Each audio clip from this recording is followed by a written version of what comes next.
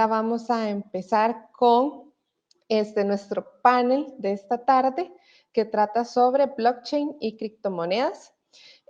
Vamos a tener un conversatorio, ya aquí se nos están uniendo nuestros panelistas de esta tarde. Vamos a ver, nada más nos falta uno de nuestros panelistas.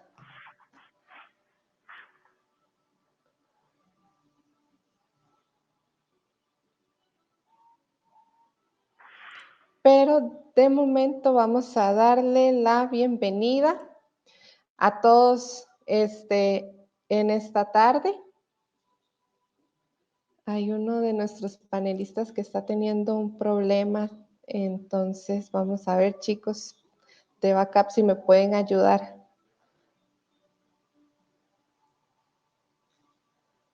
a conseguir a nuestra siguiente charlista, pero les vamos a ir dando la bienvenida. Buenas tardes, les damos la más cordial bienvenida a Novafin Connect 2021, un evento cuyo objetivo es transformar organizaciones financieras a través del conocimiento y la innovación. Muchas gracias por acompañarnos. Como les dijo Luz Marina al inicio, mi nombre es Erika González y seré su anfitriona en esta sesión. De parte de Novacom, queremos agradecer al DEAMO, nuestro patrocinador, y a Esencial Costa Rica por el apoyo en este evento. Vamos a ver si ahora aquí estamos por acá.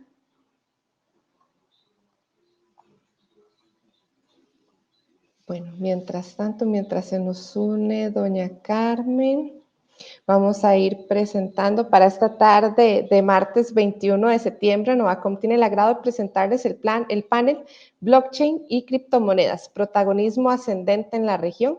Para este conversatorio tendremos 3 invitados muy especiales y conocedores del tema. Vamos a empezar con Jeffrey Esquivel, es un costarricense que está en Alemania en estos momentos.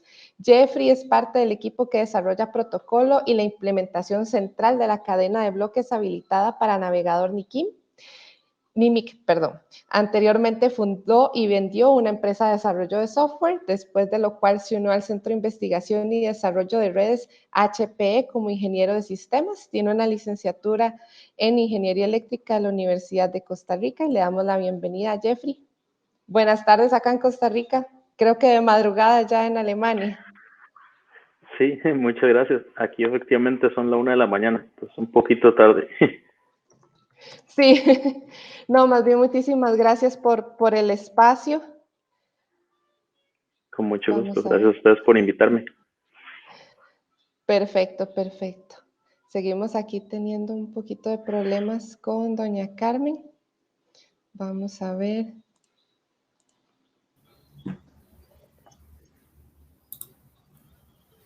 Muy buenas tardes, ¿me escuchas, Erika? Ok, perfecto, ya ahora sí, ya estamos completos. Después de los problemas técnicos.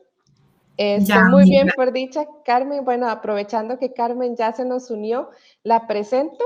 Carmen Ocampo es de Colombia, cuenta con más de 15 años de experiencia como consultora de tecnología. Desde el 2016 conoció la tecnología blockchain e enfocó sus estudios e investigaciones sobre esta tecnología. Además, ha sido parte de diferentes congresos nacionales e internacionales hablando sobre blockchain y sus diferentes aplicaciones. Ahora es parte del corporativo de la empresa Blockchain DC en Colombia como CTO, con el objetivo de consolidar toda su experiencia y conocimiento, aportándolo para la implementación de la tecnología blockchain como pioneros en Colombia y Latinoamérica.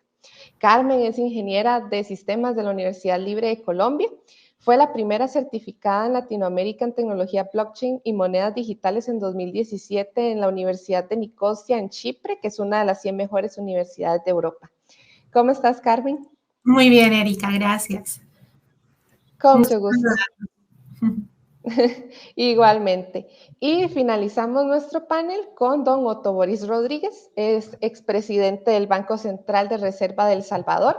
Tiene más de 25 años de experiencia en el Banco Central de Reserva de este país. Se ha desempeñado como jefe del Departamento de Desarrollo del Sistema Financiero y director del Comité Administrador del Fondo de Saneamiento y Fortalecimiento del Sistema Financiero del 2019 al 2019. coordinador y contraparte técnica en diferentes proyectos de ley, reformas y políticas públicas para el sistema financiero sobre inclusión financiera y fintech, amplio conocimiento sobre realidad económica y financiera del país y de la región, así como de temas relacionados a las nuevas tecnologías. Muy buenas tardes, don Otto, ¿cómo está? Buenas tardes, muchas gracias por la invitación. Un honor estar aquí con Jeffrey y con Carmen.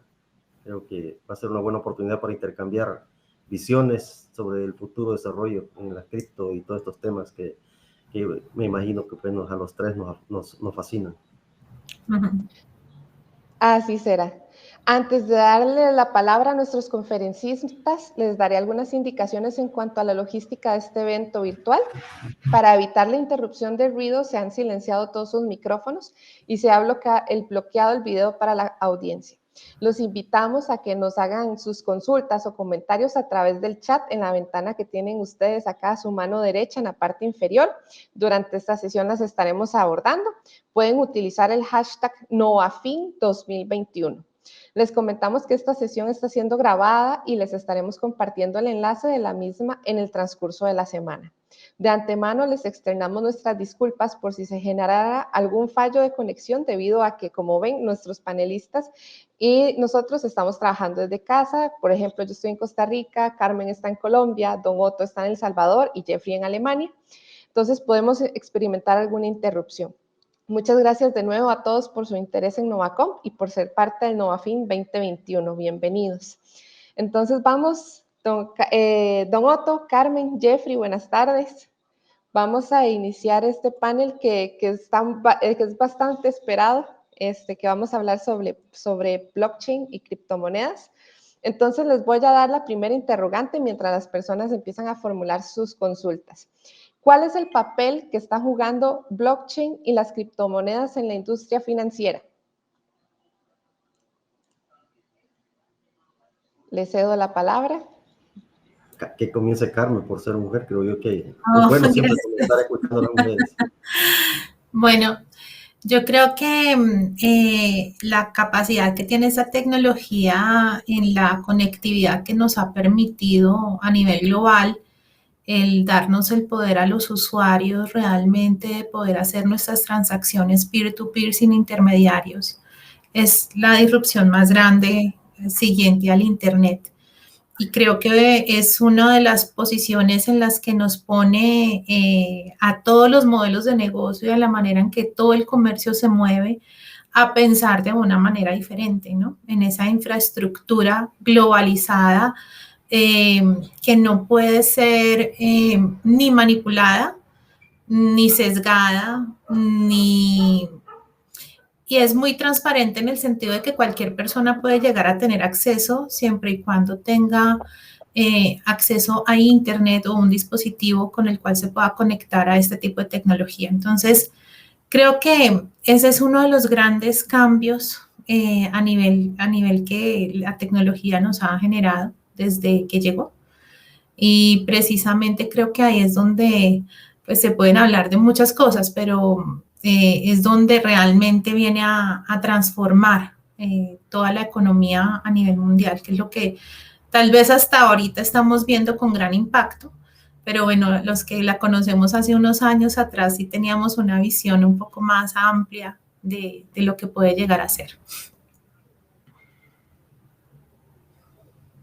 Bueno, Jeffrey. Sí, totalmente de acuerdo. Yo por mi lado creo efectivamente, como dice doña Carmen, que una de las partes importantes, como la tecnología está transformando el tema financiero, ¿verdad? O la industria financiera, es el acceso, ¿verdad? Hay bastantes personas, especialmente en nuestra región, Latinoamérica, creo que es un 70% de las personas que no tienen acceso a productos financieros tradicionales, ¿verdad? Y para quienes tal vez el acceso a estas tecnologías descentralizadas basadas en blockchain sea más sencillo, especialmente si tomamos en cuenta que también hay en Latinoamérica una penetración de dispositivos celulares muy, muy alta, ¿verdad?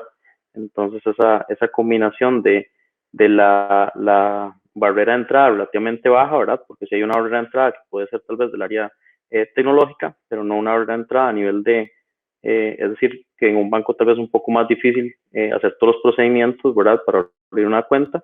y que tal vez para los bancos no es como tan rentable cierto segmento de la población, ¿verdad? Hace que mucha gente tal vez no pueda acceder a eso. En el caso de blockchain y criptomonedas, ¿verdad? O tecnologías criptográficas de este tipo en general, pues crear una cuenta es literalmente generar una llave criptográfica, ¿verdad? Eso lo puede hacer cualquier persona con cualquier dispositivo computacional. Entonces eso baja bastante la barrera de entrada. Por otro lado, creo que está el tema tal vez más de inversión, ¿verdad? Que lo que yo he visto también es que hay mucha gente interesada en invertir en estos productos nuevos, ¿verdad? Tanto como el tema de criptomonedas, pero también en cosas un poco más novedosas tal vez, como es las finanzas descentralizadas o incluso algo que hizo mucha bulla recientemente, ¿verdad? Que es el tema de los NFTs tokens, que no sé, tokens únicos tal vez sería la traducción al español. Entonces creo que por ese lado la industria financiera tradicional también ha tenido como que adaptarse para poder proveerle a sus clientes en el lado de inversión, ¿verdad? Acceso a estos productos de alguna manera.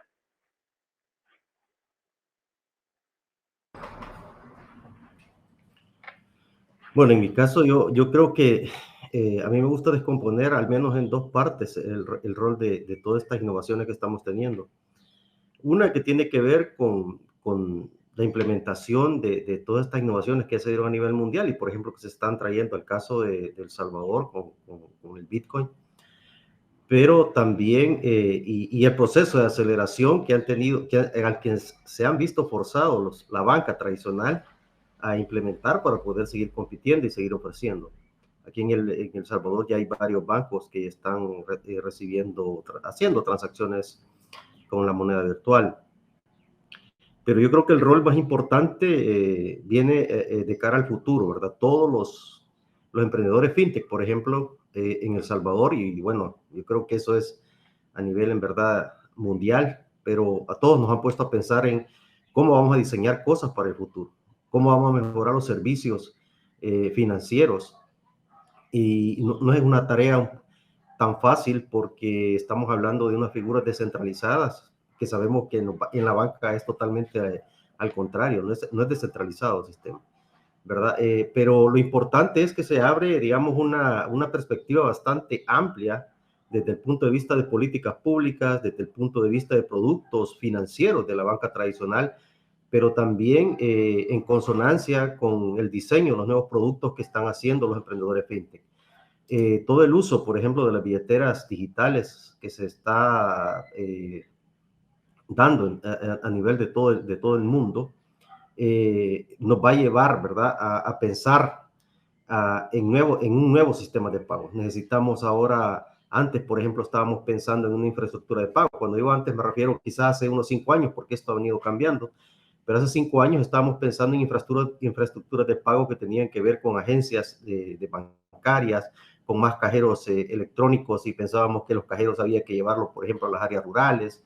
Ahora no, ¿verdad? Con estas nuevas tecnologías, las agencias bancarias, los cajeros automáticos prácticamente pasan a ser parte del pasado, que es uno de los contrasentidos, por ejemplo, que yo estoy observando en El Salvador, porque la tecnología lo que nos debe de llevar es a usar menos el efectivo y a usar menos cajeros automáticos. Sin embargo, lo que se está haciendo es implementando más cajeros automáticos.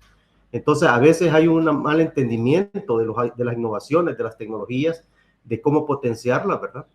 Y a veces los procesos se encarecen de forma innecesaria.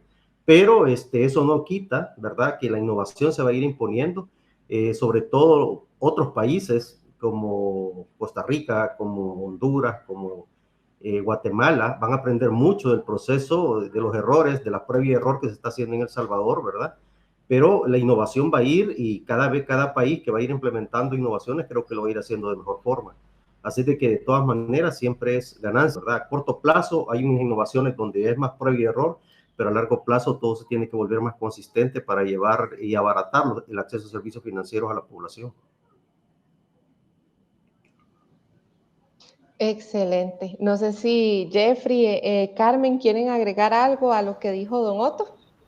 Sí, yo pienso que uno de los grandes pasos que estamos viendo ahorita a nivel mundial es el gran interés de muchos países por crear su propia criptomoneda de banco central, también para precisamente impulsar este tipo de tecnología sin cambiar su patrón de moneda local, en este caso, por ejemplo, el peso colombiano.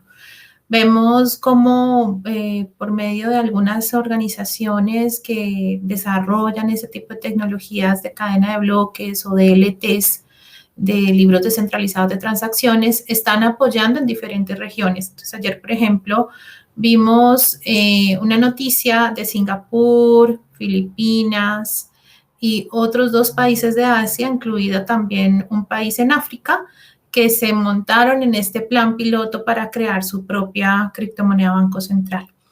Vemos un gran ejemplo aquí en Latinoamérica, como lo es Brasil, que ya tiene gran parte de los procesos interbancarios soportados en una DLT y que anunció que va a empezar a hacer sus pruebas de criptomoneda Banco Central también para el próximo año.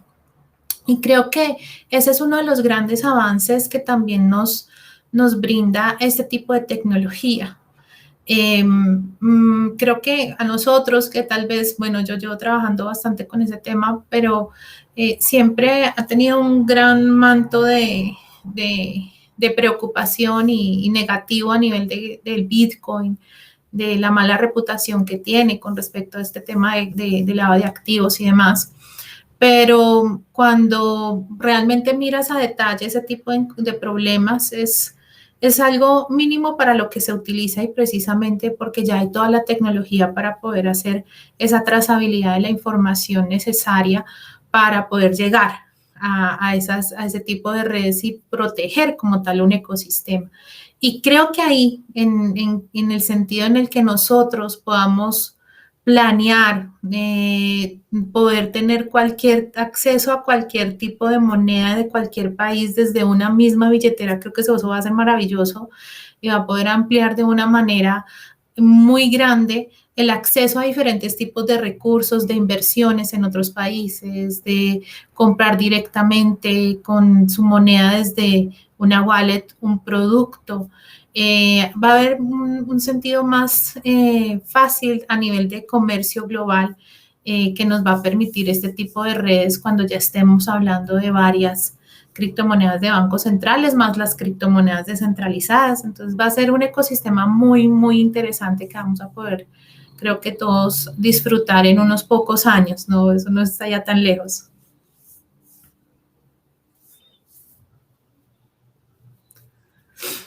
Perfecto, perfecto. Vamos a avanzar con la segunda pregunta, que es para todos. En relación con el potencial que tienen las criptomonedas dentro de la economía mundial sobre el blockchain, ¿cuál es su opinión sobre el concepto de finanzas descentralizadas que es promovido por el uso de esta tecnología?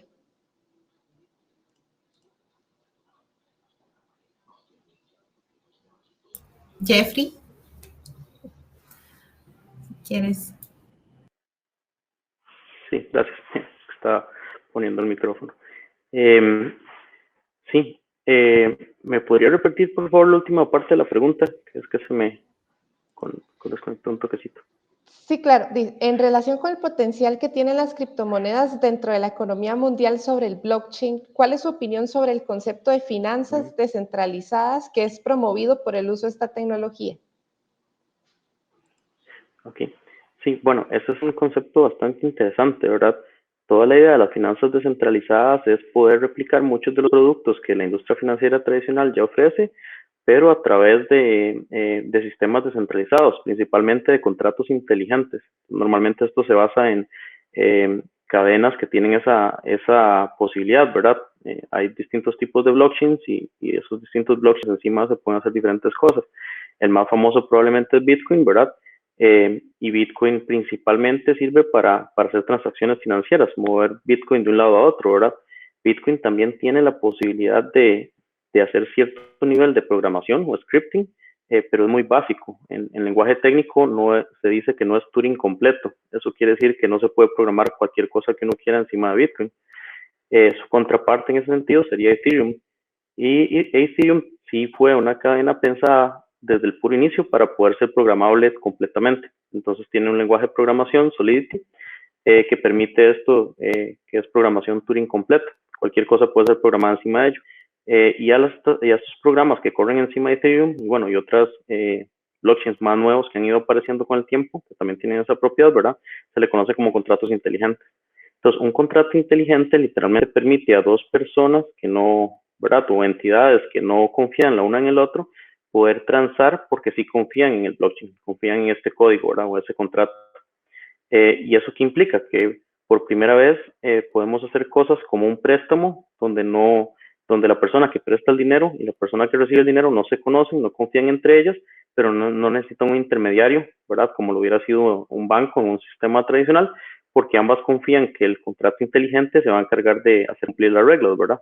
Entonces las reglas serán, bueno, las que definen el contrato, pero en muchos casos este contrato lo que hace es que a la persona que presta el dinero, ¿verdad? Se le da alguna clase de token o garantía, y este contrato después le presta el dinero a alguien más, quien tiene que devolverlo, ¿verdad? Con un interés, como funcionaría en el mundo real, y a su vez tiene que poner como garantía alguna clase de otro activo digital que se pueda ver en el blockchain, ¿verdad? Entonces, un ejemplo típico de eso, tal vez yo tengo, no sé, una moneda X, ¿verdad? Digital, y esa moneda no quiero vender en este momento porque tengo la idea de que va a subir de valor en el tiempo, pero necesito pagar algo en Bitcoin. Entonces yo puedo pedir prestado Bitcoin, pongo la moneda que yo tengo como garantía, ¿verdad? Pago lo que tengo que pagar en Bitcoin, vuelvo a ir pagando de vuelta el préstamo en Bitcoin, ¿verdad? Que tenía con el interés correspondiente y eventualmente se me devuelve, yo pago el 100% del préstamo y se me devuelve la moneda que yo tenía, ¿verdad? Entonces nunca perdí la moneda. Si la moneda subió de valor, entonces digamos que fue una buena movida. Todo eso es posible hacerlo hoy en día encima de contratos inteligentes. Y se está empezando a expandir, ¿verdad? Ese es un caso muy, muy sencillo de entender, pero un montón de las cosas que vemos hoy en día pueden ser hechas de manera descentralizada. Entonces ya se está empezando a hablar, por ejemplo, de seguros, ¿verdad? Entonces que un contrato inteligente es el encargado, yo pago todos los meses mi seguro del carro y eventualmente, bueno, aquí hay un tema de complejidad porque está ese puente entre lo que es el mundo del blockchain, ¿verdad? Y la realidad, pero existen unas cosas que se llaman oráculos. Entonces, en un futuro habría un oráculo que puede decir, bueno, un juez determinó que efectivamente mi carro me lo chocaron, ¿verdad? Y que efectivamente no era mi culpa, y por lo tanto el seguro tiene que pagarme. Entonces, un contrato inteligente podría ser que se me haga el pago del seguro. Yo ya no tengo que confiar en que la empresa aseguradora me va a pagar, ¿verdad? Sino que yo directamente confío en el contrato y el contrato se asegura que si yo estoy pagando y tengo mis cuotas al día, el pago se me haga, ¿verdad? Ese es el concepto de finanzas descentralizadas, ¿verdad? Tener todo lo que tenemos en el mundo financiero tradicional, pero en lugar de confiar en una empresa o una entidad, estamos confiando en el código o en estos contratos inteligentes.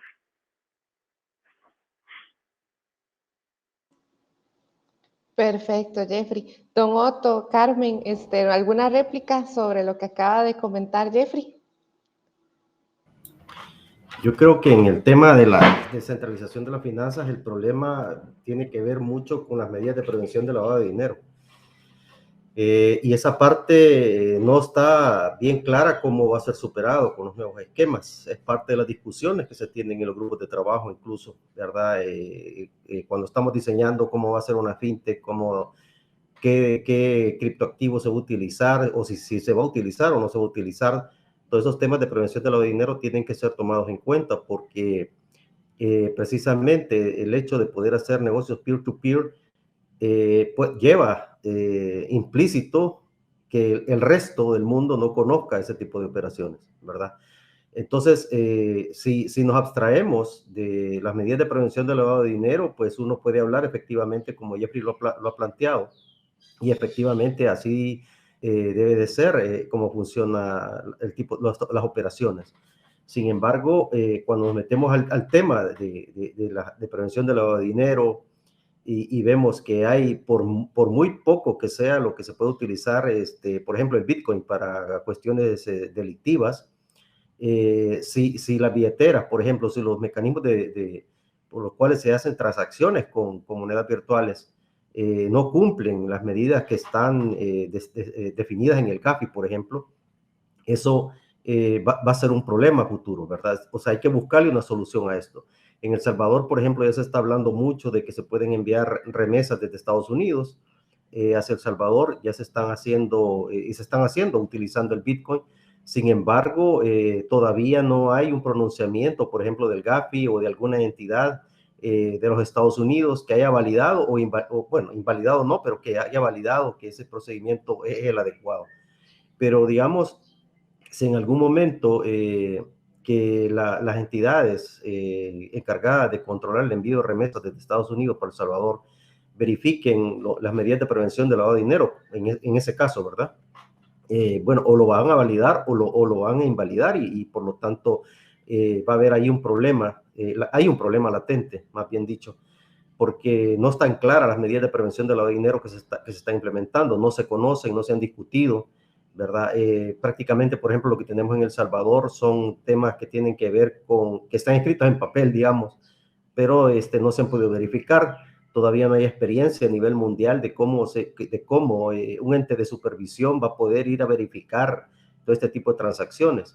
Entonces, cuando hablamos de la descentralización, el tema lo tenemos que vincular necesariamente a la prevención del lavado de dinero, porque de lo contrario estaríamos abriendo una puerta demasiado amplia para actividades delictivas, ¿verdad? Y entonces allí también entramos en un conflicto, digamos, un conflicto porque estamos hablando de utilizar activos que se emplean de manera descentralizada, pero al final las medidas de prevención del lavado de dinero necesitan cierta incursión en los sistemas para verificar que no son operaciones sospechosas, digamos, las que se están realizando. Yo creo que ese tema es uno de los que principalmente hay que poner mucha atención en las discusiones, porque una medida de prevención del lavado de dinero, si no está bien evaluada, si no está bien diseñada, podría estropear cualquier implementación de avances en las nuevas tecnologías que se den en cualquiera de los países que se quiera implementar. Bueno, como lo dice Otto, realmente creo que ese es como el mayor interés. Creo que Estados Unidos, en cuanto a su regulación, cuando les exige a sus ciudadanos en el 2017 empezar a declarar sus criptoactivos y exige a estas empresas que manejan intercambio de criptomonedas, exchange, billeteras, hacer el onboarding de conoce a tu cliente y sepamos quién es, qué opera, cómo opera, para qué opera y de dónde salen estos fondos. Y que vemos ahora, hace poco, España está discutiendo y exigiéndole a todas las empresas que tienen wallets descentralizadas, que tienen que hacer el onboarding.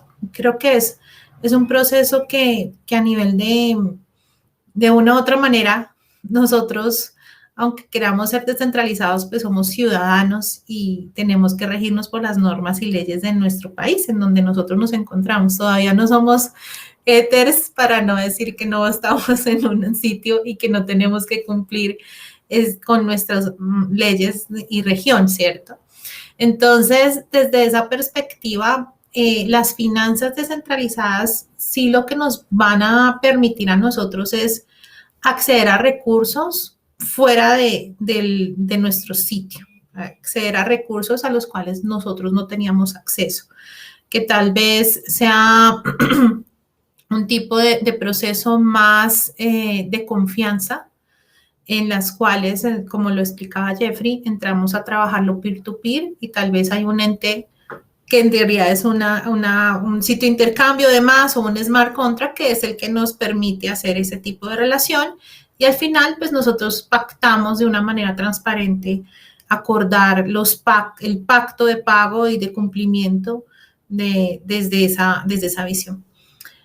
Otra de los procesos que veo en la parte de finanzas descentralizadas es que desafortunadamente hay demasiada desinformación y muchos scams alrededor que llegan amparándose de la volatilidad del Bitcoin y del aumento de su valor basado en la confianza de toda la comunidad, diciendo que están soportados en contratos inteligentes y que hay. Bueno, vemos que al final, si no conocemos bien la infraestructura, si no podemos ver ese contrato digital realmente público, que no podamos ver nosotros realmente cómo está construido, y eso requiere un poquito de nivel de educación más alto para poder nosotros confiar en este tipo de sistemas, al final pues vamos a caer en este tipo de trampas que hay muchísimas sobre este mundo, desafortunadamente. Entonces, ahí ahí precisamente, como Otto lo dice, creo que de una u otra manera, para que podamos confiar en este tipo de ecosistemas, ellos de una u otra forma tienen que apalancarse de la normatividad que se acuerda a nivel de las diferentes regiones, porque de una u otra manera estamos la infraestructura está tocando ciudadanos de diferentes países y cada ciudadano debe cumplir con unas leyes y pues su gobierno lo debe proteger de una u otra manera. Las finanzas descentralizadas son y serán pues otra de los puntos de crecimiento más interesantes a nivel de fintech, que podríamos decir que puede tener este tipo de tecnología en su caso de uso primario, que fue la parte de las criptomonedas y el caso financiero.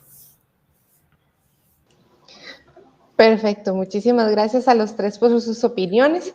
Les recordamos que nos pueden dejar sus consultas o comentarios a través del chat en la ventana que tienen a su mano derecha en la parte inferior para abordarlas en esta sesión. Recuerden que pueden utilizar el hashtag NoAFIN2021. Seguimos con una pregunta dirigida a don Otto Boris y después ya tenemos las primeras dos consultas de los participantes. Vamos a hacer de esta consulta a don Otto. ¿Cuál es el principal cambio que trae la aprobación del uso de Bitcoin como venda legal en El Salvador para la economía, los bancos y el consumidor en general? Pues lo que uno puede visualizar son básicamente incidencias más teóricas todavía, ¿verdad? Prácticamente el inicio de la implementación de la ley no ha sido de lo mejor, ¿verdad? Por eso es bien difícil evaluar todavía a estas alturas si los impactos son positivos o negativos. Todavía estamos, digamos, como viéndolo a nivel teórico. El gobierno, por ejemplo, compró Bitcoin, invirtió en Bitcoin para repartir cuando estaba como a $52,000, ahora está casi 40,000, ¿verdad? Y eso pues tiene un impacto en las finanzas públicas porque hay ciertos recursos que se han invertido. Hay muchas cosas que creo yo de que no se han diseñado bien. Buena parte del problema es que la ley, por ejemplo, no se discutió con el sector privado, ¿verdad? Ni se discutió, creo que ni siquiera con los emprendedores fintech, y que son los que, digamos, más podrían alertar sobre algunos aspectos de la regulación. Un proyecto de normativa que había era básicamente volver centralizado, algo que por naturaleza es descentralizado, ¿verdad? O sea que han habido errores de diseño. Hay un fideicomiso para soportar pérdidas potenciales por la volatilidad del Bitcoin, ¿verdad? Cuando tú estás hablando de que el precio del Bitcoin se fija por oferta y demanda y por lo tanto no necesitas ningún esquema que te compense pérdidas, porque entonces directamente y explícitamente estás entrando en un esquema donde las pérdidas están socializadas, pero las ganancias se las queda a la persona que tiene el Bitcoin, el tenedor de Bitcoin. O sea, hay todavía mucho problema. Ya estamos verificando, más bien dicho, ya estamos escuchando en las redes quejas de gente de microempresarios, pequeños empresarios y medianos empresarios que han empezado a subir precios para cubrirse de esa volatilidad del Bitcoin en aquellos lugares donde ya están aceptando Bitcoin para pagos. Eso, digamos, entonces ya tiene un primer efecto inflacionario. Recordemos además, El Salvador era una economía dolarizada y por lo tanto la gente ya estaba habituada a que la tasa de cambio era cero. No tenías que estar preocupado por estar cambiando monedas en ningún momento, 2 décadas de estar practicando eso. Y ahora si te pagan en Bitcoin, inmediatamente tenés que ver la forma cómo lo transformas a dólares para poder más o menos preservar el valor para cubrirte de la volatilidad.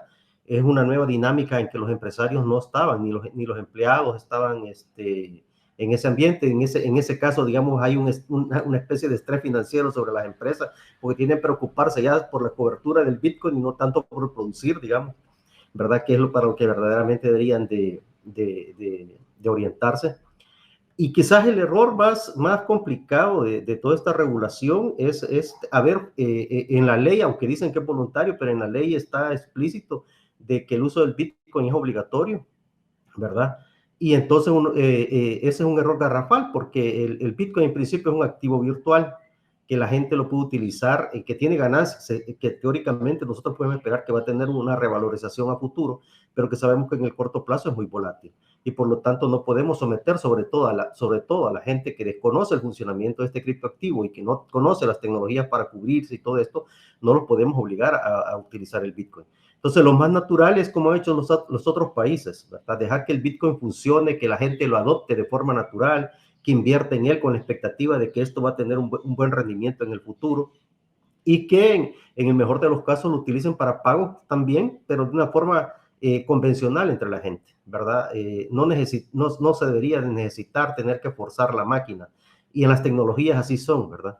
Creo que ese es un error de regulación, ¿verdad? Es un error de enfoque de regulación, porque normalmente lo que nosotros tenemos, y eso aplica para todos los países, tenemos una innovación con la cual estamos tratando de regular después para minimizar riesgos, ¿verdad? Eso es lo que normalmente se hace en políticas públicas. En este caso, la innovación todavía no se había adaptado en El Salvador, se emite una regulación para forzar cómo tiene que ser la adaptación de la innovación, ¿verdad?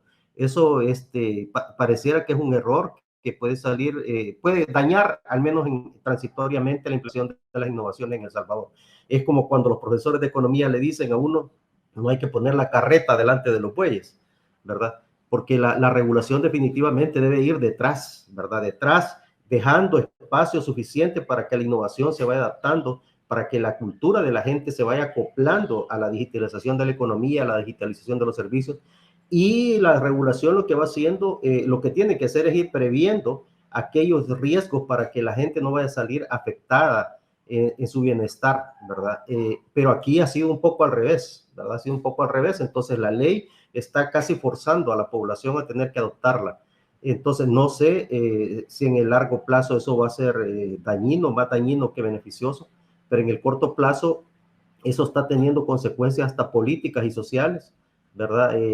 No había necesidad, por ejemplo, de tener una marcha en el país en contra del Bitcoin, ¿verdad? Y yo creo que también la gente ha malinterpretado la marcha. Tendría que ser, en todo caso, una protesta del uso del Bitcoin como moneda de curso legal. Esa tendría que ser la protesta, no oponerse al uso del Bitcoin, porque el Bitcoin es un activo como cualquier otro, ¿verdad? Así deberíamos de verlo, como el precio del oro, como el precio del cobre. Pero, sin embargo, bueno, ya el mal diseño de la política ya está. Ahora lo que va a tocar es ver cómo se corrige, ver probablemente vamos a tener un bache en la adopción de tecnologías durante unos meses, porque esto genera distorsión.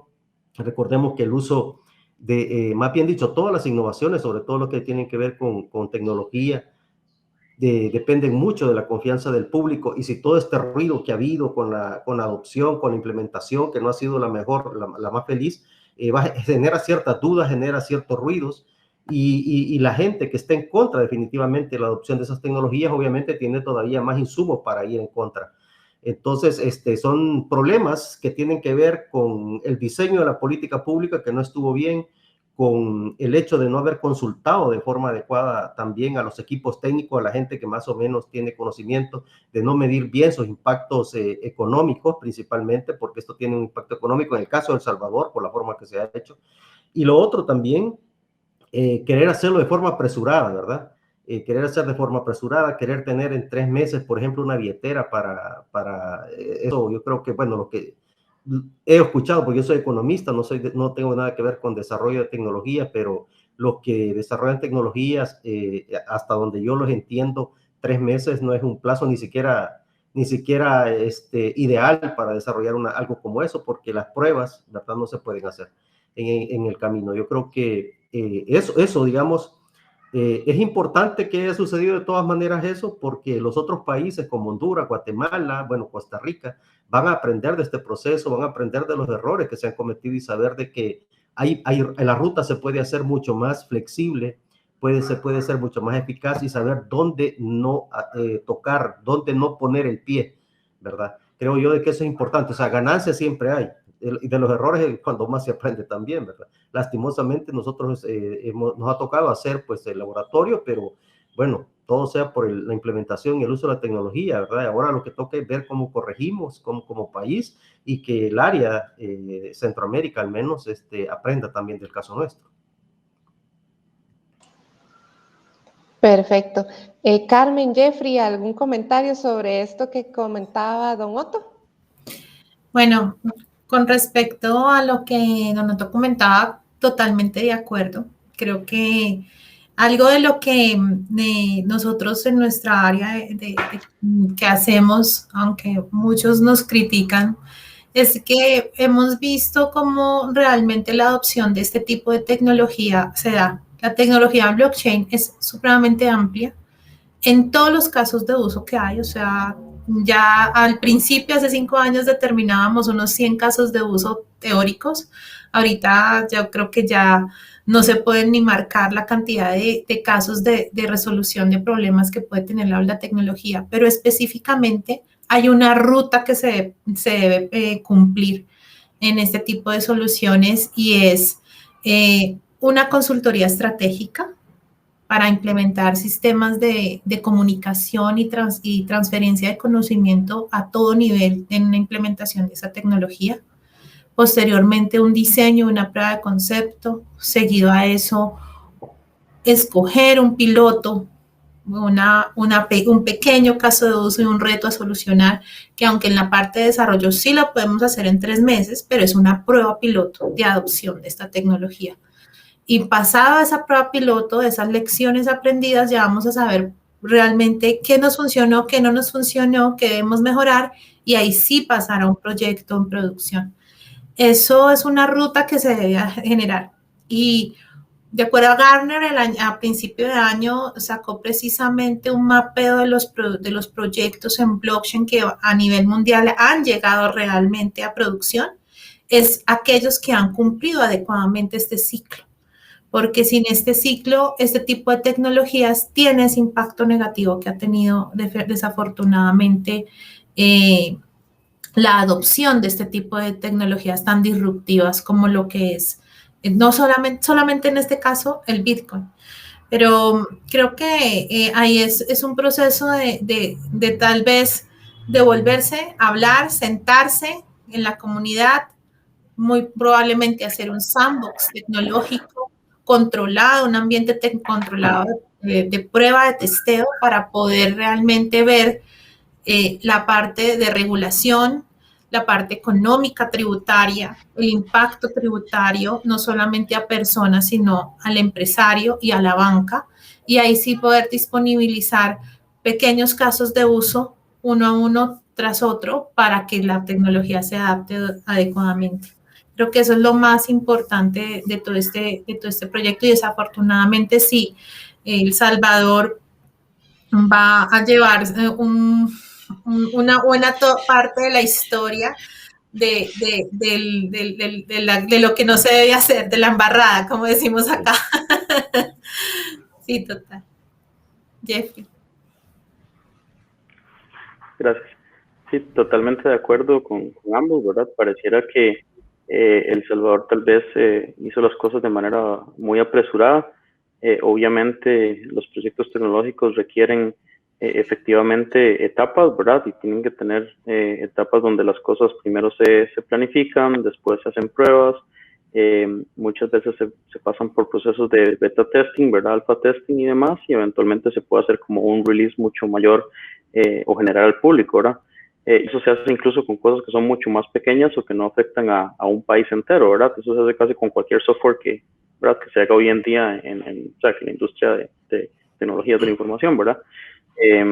Me parece que sí, que efectivamente ese claramente es como la forma correcta de hacer las cosas, y en este caso se siente como que no se hizo así, ¿verdad? Se apresuró bastante.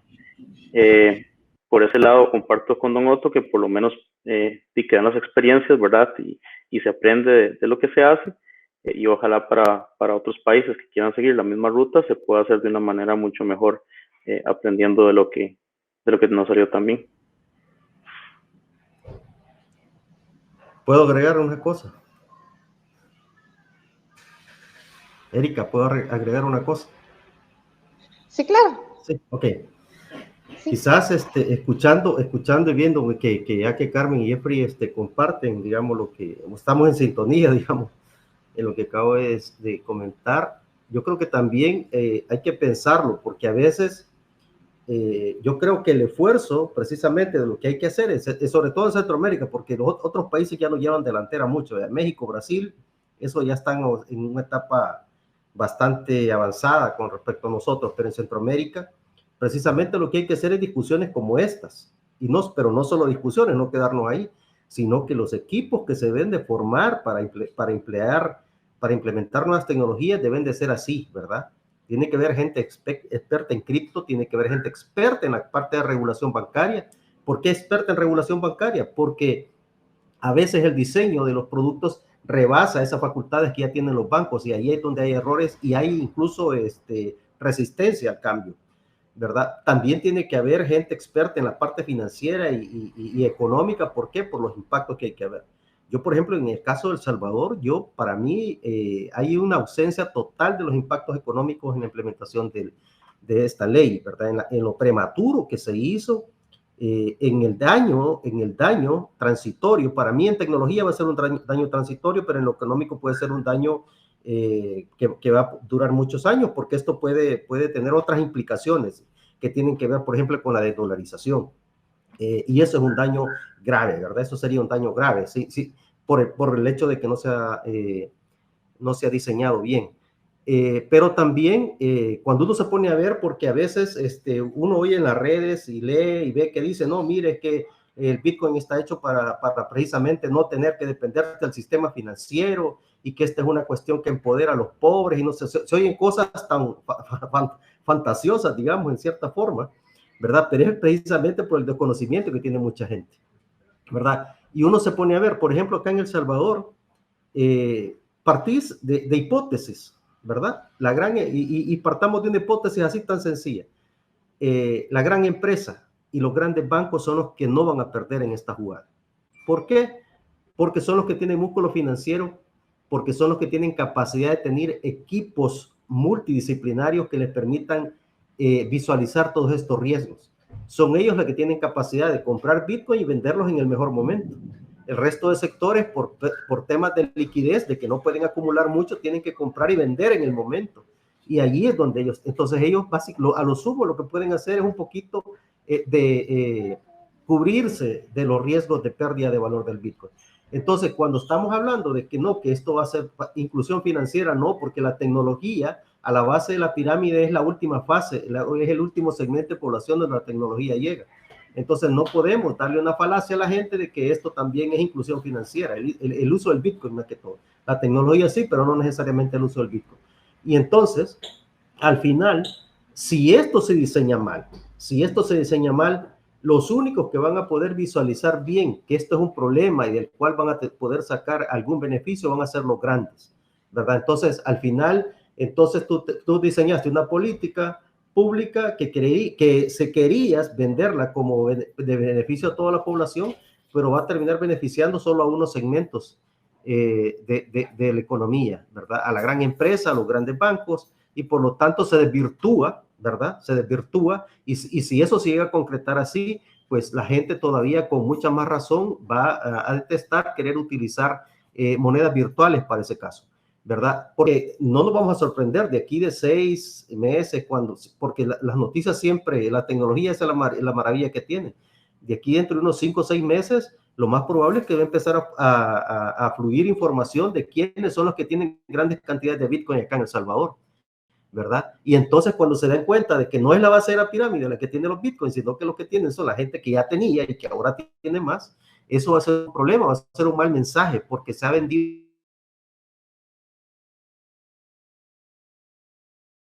pública el diseño para inclusión financiera con algo que no es para eso, ¿verdad? Creo yo que es un problema. No me quedo ahí porque puedo emocionar más. No se preocupe, más bien lamentablemente nos gana el tiempo, entonces vamos a empezar. Le voy a hacer una pregunta a cada uno de ustedes, de las que nos han llegado del panel. Vamos a empezar con Jeffrey.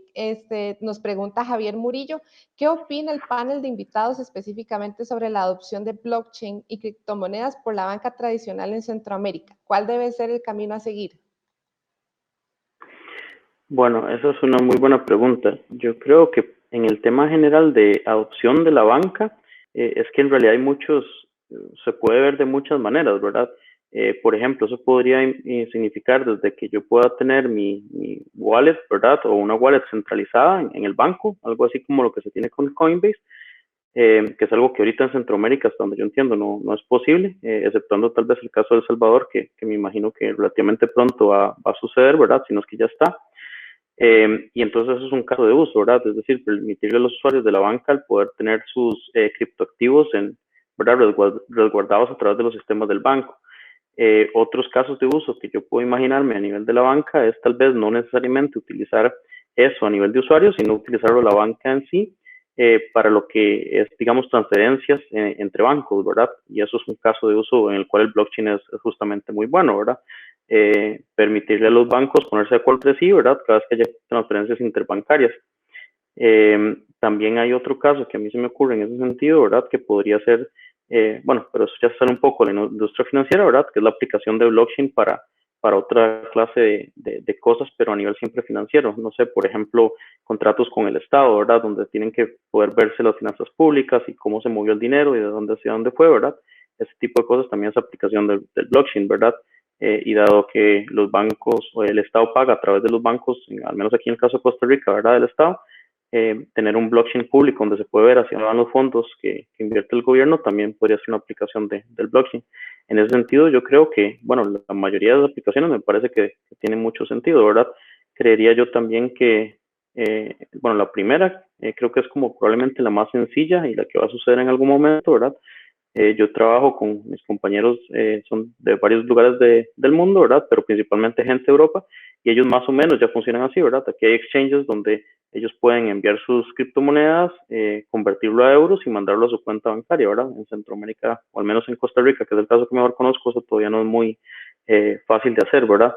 Yo me imagino que en este momento precisamente es por una falta de regulación, ¿verdad? Los bancos no tienen claro cómo deberían proceder ante esto, ¿verdad? También un tema que he mencionado en otro, el tema del lavado, ¿verdad? Que no se tiene claro cómo se va a prevenir esto. Entonces, los bancos básicamente se mantienen, y la industria financiera en general se mantiene bastante alejado de esto. Yo creería que el primer paso va a ir por ahí, ¿verdad? Que van a empezar a implementar, bueno, primero tendrían que los entes reguladores generar justamente regulación, ¿verdad? Para que los bancos entiendan cómo poder hacer esto de manera tal que cumplen con todas las leyes y regulaciones, no meterse en un riesgo, ¿verdad? Y a partir de ahí ya permitir a sus usuarios empezar a tener transacciones entre lo que es el dinero fiat, ¿verdad? O el dinero tradicional del país y criptomonedas, ¿verdad? Y a partir de ahí, bueno, ya se empezarán a implementar otros niveles. Perfecto. Vamos con la pregunta para Carmen. Es de Roberto Palomino. ¿Qué opina del uso de las stablecoins para empresas USDT, USDC, etcétera, para pago a empleados, tomando en cuenta que muchas veces se tienen empleados que llevan su día a día en el exterior? Bueno, creo que ese es un caso de uso que ya se aplica. Hay una compañía que tiene operación, si no estoy mal, como unos 50 países ya. Ellos tienen un servicio de contratación local, o sea, cumplen con la regulación del país y sirven como plataforma de pago. Ya en este momento también involucraron criptomonedas. Cualquiera, la que escoja la persona en este caso. Digamos que los stablecoins en este caso es tener un dólar que está en una reserva, en una fiducia o en un tipo de cuenta de reserva con la que se respalda cada una de esas monedas virtuales que existen. Ahí lo más importante es el medio por el cual, como lo decía Jeffrey precisamente, puedas monetizarlo en el lugar donde te encuentras. Entonces vemos como, por ejemplo, los grandes proveedores de tarjetas están retomando este modelo de negocio que frenaron hace 4 años por el tema precisamente de la falta de cuidado en el onboarding de los usuarios con el tema del lavado de activos. Y ellos ya están brindando las tarjetas con las que tú puedas monetizar directamente desde cualquier parte. Entonces, eso también depende de la regulación del país donde tú te encuentres que te permita a ti utilizar este tipo de servicios. Pero ya es un caso de uso que ya está, que se puede utilizar y que ya la pasarela de contratación y de pago te hace mensualmente a ti, te lo disponen en una tarjeta propia para que tú puedas volverlo la fiat en donde te encuentres. Precisamente, digamos que es lo mismo, hablamos del stablecoin, pero ya hablamos de las criptomonedas de bancos centrales, que serán, en este caso, ese otro acceso a tener tu fiat, en este caso tu moneda local, pero ya netamente digital y que nos van a brindar el mismo servicio de intercambio. Yo creo que en unos 3 años ya lo estaremos viendo en más países acá en la región. Perfecto, muchas gracias, Carmen. Don Otto, nos escribe Vanessa, ¿qué tan recomendable es invertir en criptomonedas? Si yo como usuario les consulto a ustedes, quiero invertir todos mis ahorros en criptomonedas, ¿qué me responderían como expertos y conocedores de este tema? Bueno, hay un principio bastante básico, para decirlo así, ¿verdad? Si una persona es aversa al riesgo, es decir, si lo que quiere es si lo que tiene es mucho temor a perder, digamos, sus ahorros, sencillamente mantenga sus ahorros de la forma que crea de que los tiene mejor guardaditos, ¿no? Normalmente uno confía mucho en las instituciones que están en su país porque tienen un patrimonio, porque son entidades supervisadas, porque tienen ya cierta imagen, porque el costo de hacer quebrar una institución de esa es demasiado alto para ellos y por lo tanto uno de alguna forma va confiando mucho en esta institución. Hay bancos que tienen 60 a 75 años de existir, entonces toda esa tradición, digamos, refuerza mucho la confianza que uno puede tener. Ahora, si uno no es tan averso al riesgo, si uno no es tan averso al riesgo y uno quiere invertir un poco, pues obviamente tiene opciones, ¿verdad? Uno puede decir, bueno, yo creo que invertir todos los ahorros en inversiones es una opción, quizás no la más recomendable, pero esa es una opción, ¿verdad? Porque siempre hay que dejar una parte relativamente allí, un colchón, digamos, que sea lo más seguro posible, que eso puede ser un 20%, un 40%, 50%, no sé, de lo que definitivamente se tiene en una cuenta. Y en el resto, pues, hay inversiones que se pueden hacer en títulos valores, que se pueden hacer también comprando y vendiendo casas, comprando otros activos y también en activos virtuales, obviamente, ¿verdad? A los que les gusta la tecnología y quizás por la facilidad con la que se pueden hacer, pues hay que tener claro que invertir en activos virtuales no es que la próxima semana o el siguiente mes yo voy a tener un rendimiento que me voy a hacer millonario, ¿verdad? Sino hay que saber esperar, ¿verdad? Hay que saber esperar, hay que saber el momento para vender y poder capitalizar, hacer efectivas las ganancias. Pero también hay que tener claro, ¿verdad? Que pueden haber pérdidas, ¿verdad? Por ejemplo, lo que ha pasado en el caso de El Salvador, hace un mes más o menos se compraron, bueno, quizás menos, hace 15 días se compraron los bitcoins que cayeran cuando estaban a 52 y han llegado a tocar, en algunos momentos creo que estuvo abajo de $40,000. O sea, estamos hablando en un lapso de 2 semanas más o menos. Entonces, eso hay que tenerlo claro. Entonces, si la persona le da temor, ¿verdad? Le da temor porque bajó de 52 a 40, obviamente se puede sentir frustrada, se puede desesperar y terminar dándole temor y meterse. Pero si la persona lo compró con la lógica de invertir, esperarse 6 meses, 1 año, 2 años, pues obviamente la historia en ese periodo lo más seguro es que sí haya una revalorización del Bitcoin. Entonces, no hay una regla única, ¿verdad? Y eso es lo que hay que tener claro. Mucho depende de la aversión al riesgo que la persona tenga, y eso sucede casi en todas las facetas de la vida. Lo que pasa es que uno no lo aplica, o más bien dicho, no lo analiza así en cada cosa. Pero, por ejemplo, hasta para comprar un celular, ¿verdad? Hay gente que, por ejemplo, no les gustan los teléfonos Android. Dicen, no, yo prefiero gastar más y comprarme un Apple porque creen que el Apple es más seguro, que es menos hackeable, que es menos no sé qué. Entonces, no lo están haciendo tanto porque la cámara sea mejor, porque sea más rápido, sino porque creen de que es más seguro y por eso están dispuestos a pagar más. O sea, las decisiones de las personas así son. Entonces, un Android probablemente pueda tener las mismas capacidades de un Apple, pero si no tiene el prestigio, ¿verdad? Si no tiene la fama de que le da toda esa seguridad con la que la persona se siente bien, aunque cueste la mitad del que cuesta el Apple, entonces no lo va a comprar esta persona. Entonces, igual sucede entonces en las inversiones, ¿verdad? Si yo confío en eso, como si yo creo, y el problema es quererse meter a probar, ¿verdad? Como le ha sucedido a mucha gente, ¿verdad? En Estados Unidos hay gente que ha vendido casas para poder comprar Bitcoin, y a algunos les ha ido bien, pero hay otros que han comprado cuando el Bitcoin estaba alto, y ahora que se ha caído, pues la gente se ve la pérdida de capital que han tenido. Entonces, ahora les queda dos cosas: o recuperan, venden para recuperar parte de lo que invirtieron, o se esperan a que esto se recupere. Lo que pasa es que no hay seguridad si esa recuperación en el precio del Bitcoin va a tardar una semana, un mes, 6 meses, un año, ¿verdad? Recordemos que está por iniciarse una crisis financiera, ahí potencialmente está latente, mejor dicho, una crisis financiera en China.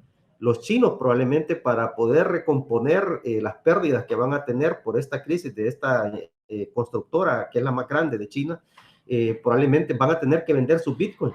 Y esas ventas de Bitcoin, pues obviamente van a desplomar más probablemente el precio del Bitcoin.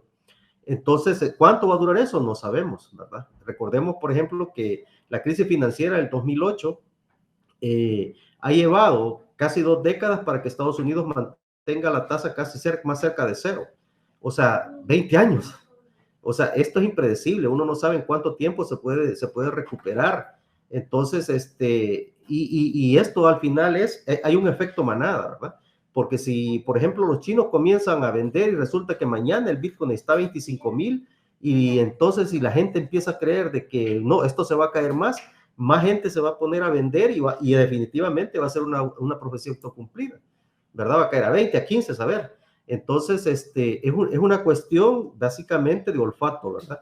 Los que no saben mucho de inversión, los que no conocen mucho de inversión, primero quizás tómense un curso si lo quieren hacer, pero lo que no es válido es ponerse a invertir de una forma desinformada, ¿verdad? Si yo no conozco cómo se comporta el Bitcoin, si yo no sé cómo funciona la tecnología, si no sé cómo funcionan las billeteras y cuáles me ofrecen un mecanismo de conversión a dólares inmediatamente, por ejemplo, para en el momento que yo necesite hacer líquido, digamos, o pasarme a dólares, entonces lo mejor es que aprenda primero, o que no se meta, que siga con sus ahorritos allí en la cuenta bancaria que tiene, ¿verdad? Pero meterse a las ciegas y desinformado es el peor error que puede haber. Perfecto. Bueno, a todos muchísimas gracias por todas sus preguntas. Nos quedaron bastantes preguntas por contestar, pero el tiempo nos gana. De igual forma, vamos a intentar contestárselas, vamos a pasárselas a nuestros panelistas para que nos puedan ayudar, tal vez contactando a las personas y podérselas contestar con mucho gusto, porque la idea es que todo el mundo pueda conocer un poco más del Bitcoin, ¿verdad? Entonces les agradezco a los tres, muchísimas gracias Carmen, Jeffrey y Otto Boris por habernos acompañado en esta tarde. Mil gracias. Un gusto, muchas gracias por el espacio. Un gusto, Jeffrey y Carmen, de haber estado con ustedes. Igualmente. Sí. Igualmente, Carmen. El día de hoy. Mil gracias. Muchísimas gracias a todos. Por la invitación. Gracias. Hasta luego. Con mucho gusto. Muchas gracias a los participantes, y para ir cerrando, les informamos que en el transcurso de la semana recibirán un correo electrónico con el enlace a la grabación de esta charla. Los invitamos mañana miércoles 22 de septiembre con más charlas sobre el futuro de la banca y las tecnologías que rodean a este sector. Los invito a seguirnos en redes sociales como Novacom CR en Facebook e Instagram. Pueden encontrarnos en Twitter y LinkedIn como Novacom, y nuestro canal de YouTube Novacom Tecnologías de la Información. Muchas gracias de nuevo y les deseo una bonita tarde-noche.